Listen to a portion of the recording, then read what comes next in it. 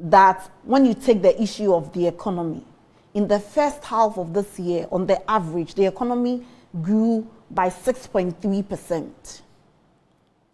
And then you have agriculture following with 6%. You have services 8.8%. And industry even expanded by over 3.2%. So I would normally say that we should go beyond the data and come back or have some ground analysis. But if you want to know that the government is doing the right things, and these figures are just not figures around, I don't believe so much in the total growth, because sometimes, because of our gold exports, the cocoa exports, and the oil exports, your economy will grow, but the industry that is growing are these industries. But when you take non-oil growth, Annie, in the first half of this year, we are having to record a 7.8%.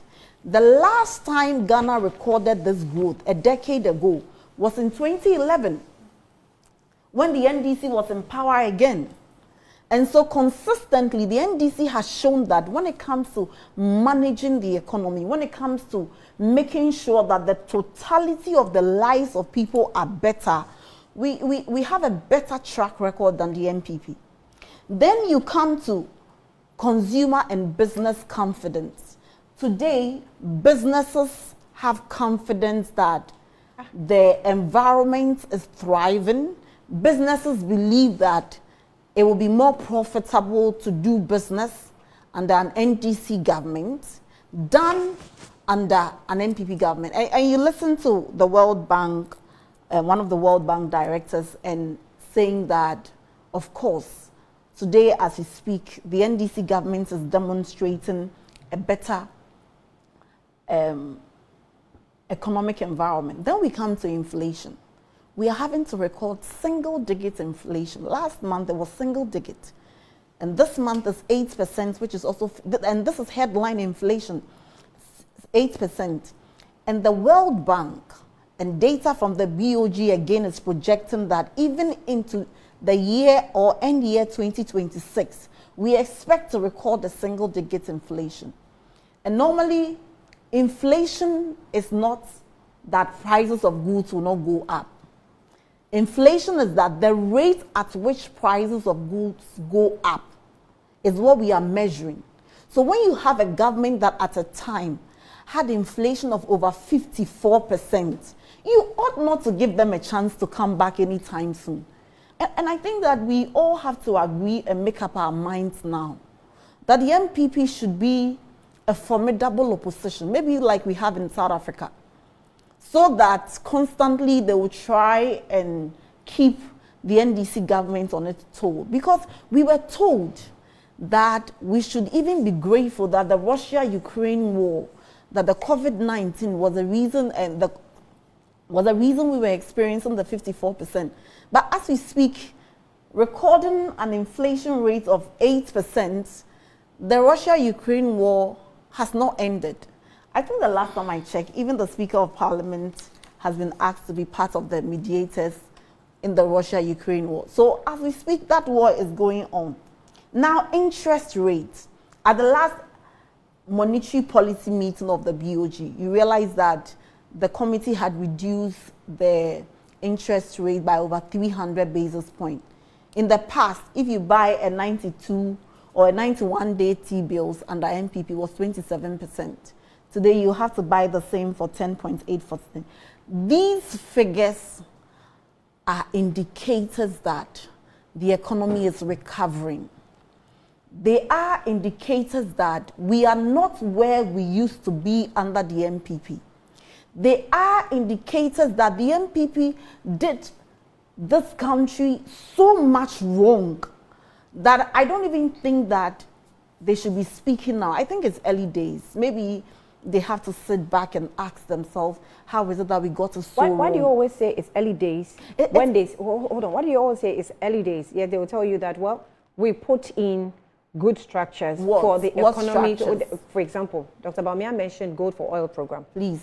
And he said, if not for the Gold for the Oil program, this economy would have collapsed. Do you know the goal and for he oil? Has insisted Do you that know the goal for oil program has built on today? No, that is not what Gold Board has built on. The goal for oil program made losses in almost 50%. That was one of the most shambolic policy in fact, the goal for oil program was created so that NPP people will benefit. Simple as that. It was perhaps one of the most useless policies. That's your thinking. Yeah, that's my thinking. You know why? Why would you introduce a gold for oil program? For two reasons. One, to stabilize the exchange rate. Two, to reduce fuel prices. And you have fuel prices move from about 4 cedis to 22 cedis. And have dollar move from 4 cedis to, at the last check interbank rates, let me even use BOG rates, 16 cedis. How are you going to tell me that this was a policy? I don't think Dr. Bawumia said that. I think you're setting Dr. Bawumia up for ridicule. He can't make this statement. He said that on the thank you. Maybe you should look for the video because I'll be very surprised if he said this. He said that. I'll be very surprised. So I think that there is something fundamentally wrong with them because they are not looking at the effect of the policy. They are looking at just policy implementation, simplicity. That's not how it works. Well, maybe review means cancel to them, so they can't even review the policies they've made. But one major achievement, and to test the health of the economy that we are discussing, and one of the reasons why even S&P, Moody's, Fitch, and everybody is giving Ghana an upgrade, the reason why our debt stock has reduced by over 97 billion is because of the management of the exchange rate. Today, as we speak, the dollar is trading below 11 cedis. And the moment you say it, you know the MPP's defense. They have two defenses. One, they say that, Bank of Ghana is pumping so much money onto the market, and so that is why the exchange rate is where it is. Then the MPP people, they are so wicked. So they know that all Bank of Ghana has to do was to pump money onto the market.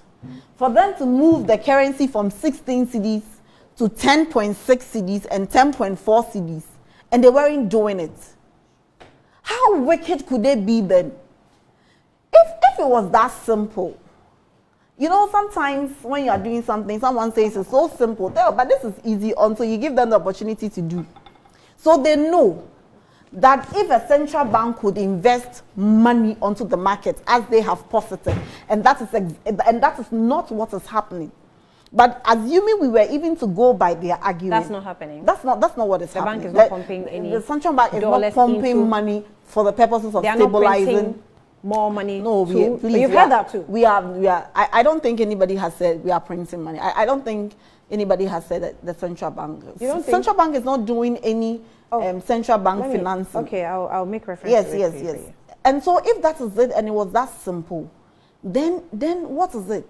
Then the second argument is that the NDC has not done anything substantial in 10 months, for which reason you have the dollar trading at 10.4.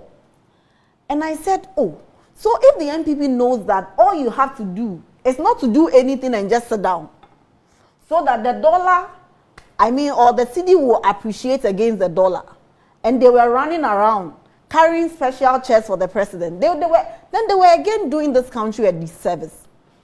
But the point has to be made that the Ghana cedi has appreciated over 34.1% against the dollar.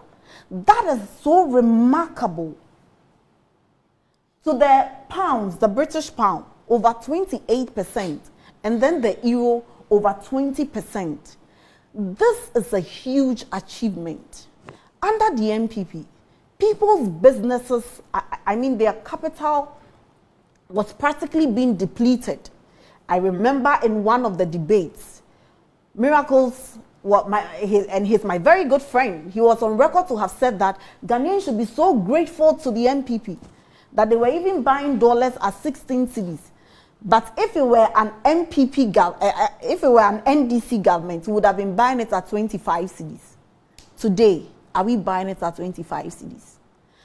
I think that one of the biggest challenges that the NPP has is self-aggrandizement. They rate themselves above their capabilities. Somehow, they love to blab without any work to show. We were in this country, and you see, Annie, for everything I have said, it does not come by just anyhow. If you appreciate economics very well, this morning you will salute Honorable Ato Forson. If you appreciate economics very well, Honorable Ato Forson should be one of the most celebrated people, a finance minister who has engaged in fiscal prudence. There is no funding from central bank. A finance minister who under 10 months has delivered this record. You know the irony. For all the plenty figures I have mentioned, the IMF told us when the NPP was in power that we could only achieve these figures by 2034. 2034. And as for the exchange rate, they never even contemplated that it will come to 10 pence. In fact, the IMF projected that by 2028, the exchange rate will be 20 cedis to $1. Today, in 10 months, what would have taken the NPP government a decade to achieve is what the NDC is delivering. But while all these macroeconomic indicators and all the figures appears very positive, it's important to say that nobody has done a Kenke party or a Wache party at the Ministry of Finance or anywhere in government to celebrate these achievements. I'm not trivializing achievement. And that's how they trivialize government and governance, that you go onto an Eurobond market and you borrow. And merely because people have, you have over-borrowed, you use some of the borrowed funds to come and do Kenke and Wache party. And in all these, the point has to be made that Ghana has not even gone onto the international market to borrow. And so this is no mean an achievement. But as I indicated early on, while all these figures appear nice, while all these macroeconomic, these elitist things appear beautiful, there is one thing that the NDC government recognizes, that in the long run, it must translate in the pockets of people. It must reflect in the lives of the people. The young people with all these macroeconomic indicators must be able to get good jobs. That industries must be able to expand so that while we talk about the figures, people can experience the real meaning. And so I was very happy, and I'm happy about the approach that Honorable Ato Forson has adopted. I think he was in the Western region over the weekend to interact with market women. And I wish you would play the video for our viewers. The people were admitting sugar way, na 13 cedis, say 5 cedis. And one way, not the boarding, as I said, above from na in toes way first. No? So we recognize that while the macroeconomic indicators are very important and they reflect something good, the lives of the people at the market, the church station, the taxi drivers, the young people who have finished school, the national service people, people who just want something good for themselves, we recognize that these things must translate in their lives. And I can assure you that President Mahama is committed to making sure that not just in infrastructure, but also in the lives of people. And Annie, let me say this. Between 2013 and 2016, when President Mahama made it a point that we must experience some infrastructural transformation in our country. And so President Mahama started with the UGMC, the Ga East Hospital, the Circle Dubai interchange, the Kotokraba, and all the things that the NDC government started. We believe that Ghana must have a facelift. You know what the NPP kept telling the people? They kept telling them that Yenria Kwine.